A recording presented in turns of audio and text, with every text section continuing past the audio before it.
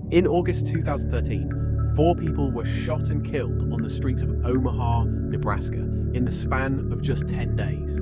The city had no idea the attacks were connected. They had no idea who was responsible. And they had no idea that the man who had done it had walked out of a Nebraska prison just weeks earlier. A man who had spent years behind bars, telling anyone who would listen that if they released him, he would kill. Nobody listened. And 4 people paid for that with their lives. Nikko Jenkins was born on September 16th, 1986, in Denver, Colorado. He spent more of his life inside prison walls than outside of them. He was first incarcerated as a juvenile, and by the time he was a teenager, he had already accumulated a significant criminal record. He came from a family with a long history of criminal involvement. His father, his mother, and several of his relatives had all served time in prison. Violence was not something Nikko Jenkins encountered occasionally. It was the environment he grew up in. He was sent to adult prison at a young age and spent the majority of his incarceration in solitary confinement, a consequence of repeated violent incidents inside the facility. Solitary confinement, which involves keeping a prisoner in isolation for 22 to 24 hours a day with minimal human contact, is widely documented to have severe psychological consequences, particularly for individuals who already have mental health conditions. Jenkins had been diagnosed with multiple psychiatric disorders. He was placed in solitary anyway, and he spent years in that isolation, deteriorating in ways that the Nebraska Department of Corrections was fully aware and failed to adequately address. In the years leading up to his release, Jenkins made repeated requests for psychiatric treatment and mental health intervention. He warned prison officials, mental health staff, and anyone else who would engage with him that he was dangerous, that he was deteriorating, and that releasing him into the community without proper treatment would have catastrophic consequences. He filed legal documents. He made formal complaints. He told staff directly, in writing and in person, that he would kill if he was released. Those warnings were documented, they were noted, and they were not acted upon in any meaningful way. On May 7, 2013, Nikko Jenkins was released from the Nebraska Department of Corrections after serving 10.5 years of his sentence.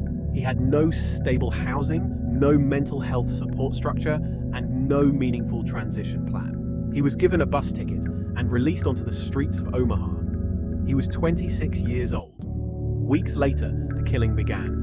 On August 11, 2013, Jorge Cajiga Ruiz, 29 years old, and Juan Uribe Pena, 26 years old, were lured to Spring Lake Park in Omaha by Jenkins' sister Erica and his cousin Christine Bordeaux under false pretenses. 2 men arrived. Jenkins was waiting. He shot and killed both of them at the scene. They had no idea what they were walking into. Neither of them made it home.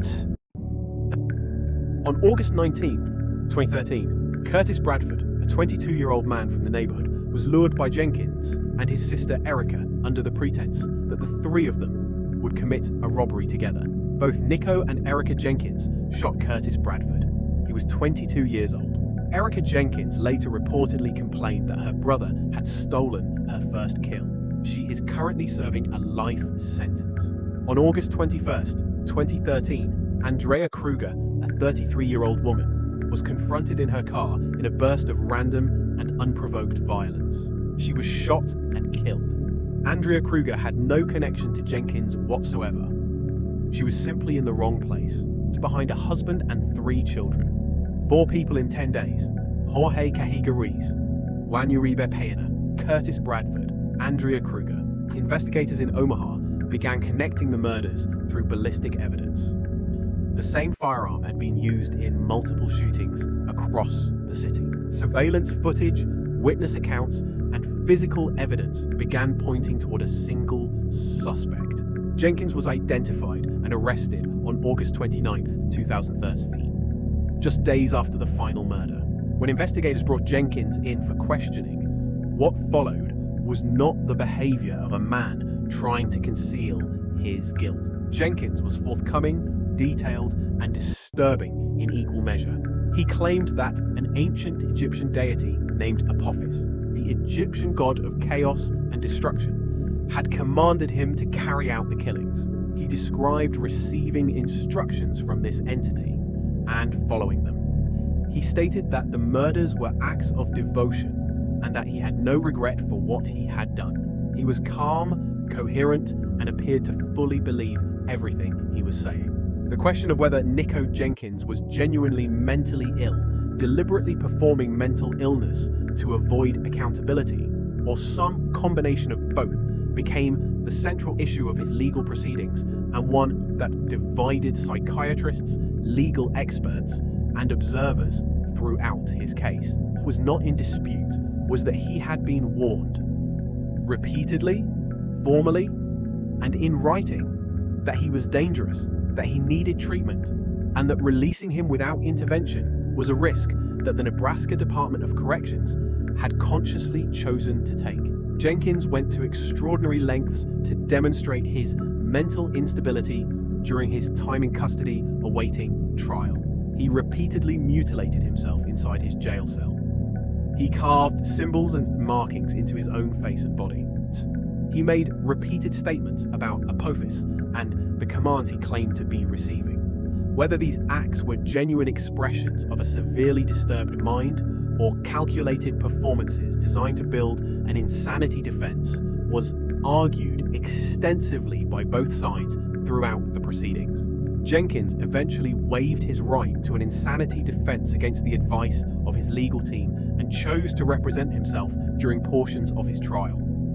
A decision that echoed the courtroom behavior of other killers who had used self-representation as a way to exercise control over proceedings that they felt powerless to influence in any other way. The legal proceedings against Nikko Jenkins were among the most complex and drawn out in Nebraska legal history. He faced 4 separate murder charges, and the proceedings were complicated by his mental health history, his repeat acts of self-mutilation in custody, and the questions raised about the Nebraska Department of Corrections' handling of his release. On April 16, 2014, Nikko Jenkins was convicted of 4 counts of first-degree murder.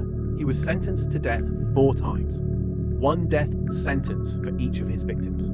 He became one of a small number of people on Nebraska's death row at a time when the state was actively debating the future of capital punishment. The aftermath of the Jenkins case produced a significant public reckoning in Nebraska about the state's prison system and its handling of mentally ill inmates. Swift investigation into the Nebraska Department of Corrections found serious failures in how Jenkins had been managed during his incarceration and in the decision to release him without adequate mental health support. The investigation concluded that the department had been aware of the risk Jenkins posed and had failed to take meaningful action to address it. The families of Jorge Cajiga Ruiz, Juan Uribe Pena, Curtis Bradford, and Andrea Kruger have spoken publicly about their grief, their anger, and their belief that the deaths of their loved ones were preventable. They were preventable. The warnings were there. The documentation was there. The system that was supposed to protect the public from exactly this kind of outcome had every piece of information it needed to act differently, and it did not. 4 people lost their lives in 10 days on the streets of Omaha, Nebraska, in the summer of 2013. They were not killed because the system failed to identify a dangerous man. They were killed because the system identified a dangerous man, documented the danger he posed, and released him anyway. Nikko Jenkins is currently on death row in Nebraska. The state's death penalty has been the subject of ongoing legal and legislative challenges, and no execution date has been set. He remains incarcerated, has continued to make statements about Apophis and his beliefs from prison, and has given interviews in which he has shown no remorse for the 4 lives he took in those 10 days in August 2013. Jorge Cajiga Ruiz, Juan Uribe Pena, Curtis Bradford, Andrea Kruger, 4 names, 4 lives, 4 families who were told that the man who killed their loved ones had warned the system he would do exactly this, and that the system had let him walk out of a prison gate anyway.